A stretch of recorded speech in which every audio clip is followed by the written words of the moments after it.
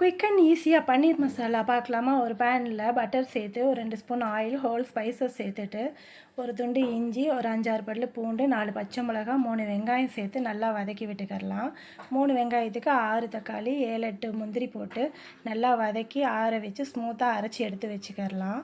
அதே பேனில் பட்டர் சேர்த்துட்டு குடமிளகாயும் பன்னீரும் சேர்த்து நல்லா ஃப்ரை பண்ணிக்கலாம். தனியாக எடுத்து வச்சிடலாம். எடுத்து வச்சுட்டு அதே பேனில் பட்டர் சேர்த்து ஜீரா சேர்த்துட்டு ஒரு 1.5 ஸ்பூன் அளவுக்கு மிளகாத்தூள், ஒரு 1/2 டீஸ்பூன் மஞ்சத்தூள், 1/2 டீஸ்பூன் கரம் மசாலா சேர்த்து அதையும் நல்லா பட்டரில் வதக்கி விட்டுட்டு ஸ்மூத்தாக அரைச்சி வச்சுருக்க பேஸ்ட்டையும் அதில் சேர்த்து நல்லா தண்ணி தேவையான அளவுக்கு 1 ஸ்பூன் அளவுக்கு தனியாத்தூள், உப்பு சேர்த்து நல்லா அதை ஒரு திக்கான கிரேவியாக ரெடி பண்ணிவிட்டு வதக்கி வச்சுருக்க குடமிளகா பன்னீரையும் சேர்த்து ஒரு 5 நிமிஷம் நல்லா குக் பண்ணிக்கலாம். கடைசியில் கஸ்தூரி மேத்தியும் பட்டரும் சேர்த்து ஆஃப் பண்ணிடலாம்.